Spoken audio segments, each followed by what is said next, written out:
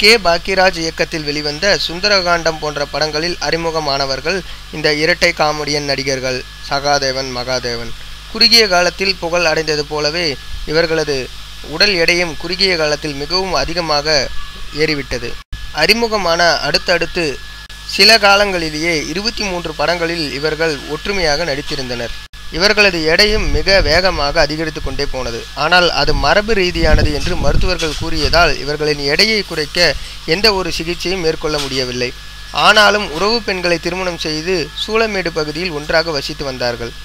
ஆனால் மூத்தவர் சகாதேவன் உடல் எடை மிக அதிகமாகி நடக்கவே இயலாத நிலையில் வீட்டில் முடங்கியிருந்தார். சகாதேவன் 5 ஆண்டுகளுக்கு முன்பு மாரடைப்பு ஏற்பட்டு உடல் வீங்கிய நிலையில் அகால மரணம் அடைந்தார். இந்த நிலையில் அவரது மற்றொரு சகோதரனான மகாதேவனும் உடல் எடை கூடிக்கொண்டே இருந்தது. சக்கரை நோயால் அவதிப்பட்டு வந்த மகாதேவன் அதற்காக சிகிச்சையும் பெற்று வந்திருக்கிறார். காலில் புண் வர ஆறாமல் சீல் வைத்து மிக மோசமான முறையில் பாதிக்கப்பட்டு கதறி கொண்டிருந்தார். பின்னர் அரசு மருத்துவமனை அழைத்து செல்லப்பட்டார். அவரது வலது கால் அகற்றப்பட்டது. அப்படியே அகற்றியது போல நர்ஸ் உட்பட யாராலும் அங்கே நிற்க முடியவில்லையாம். எல்லோரும் ஓடிவிட்டார்களாம்.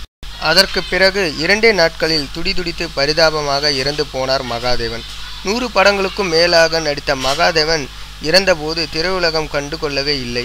ஓரிரு நடிகர்களே வந்திருந்தார்கள் என்கிறார்கள். மறைந்த மகாதேவனுக்கு சாந்தி என்ற மனைவியும் அன்பரசி என்ற மகளும் உள்ளனர். அப்பா போலவே உருவமும் முகமும் இருப்பதால் அன்பரசியும் சினிமாவில் நடிக்க ஆரம்பித்து விட்டாராம். தமிழில் முன்னணி காமெடி நடிகர்களான விவேக், வடிவேலு, கவுண்டமணி, செந்தில் உள்ளிட்டோரிடம் நடித்திருக்கிறார்கள் இந்த சகாதேவன் மகாதேவன்.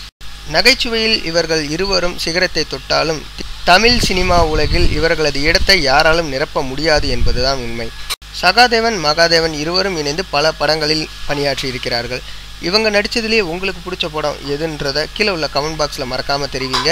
இவங்க 2 பேர்த்த பற்றின உங்களுடைய கருத்துக்களையும் கீழே உள்ள கமெண்ட் பாக்ஸில் மறக்காமல் தெரிவிங்க. இவங்க 2 பேர்த்தோட காமெடி உங்களுக்கு பிடிச்சிருந்துச்சுன்னா இந்த வீடியோக்கு ஒரு லைக் கொடுங்க. மறக்காமல் இந்த வீடியோவை எல்லாரும் கூட ஷேர் பண்ணுங்கள். இது மாதிரியான நியூஸ் தெரிஞ்சுக்கணுன்னா கீழே உள்ள ரெட் கலர் பட்டனை கிளிக் பண்ணி நம்ம தமிழ் ஸ்பீடு சேனலை சப்ஸ்கிரைப் பண்ணுங்கள். நன்றி, வணக்கம்.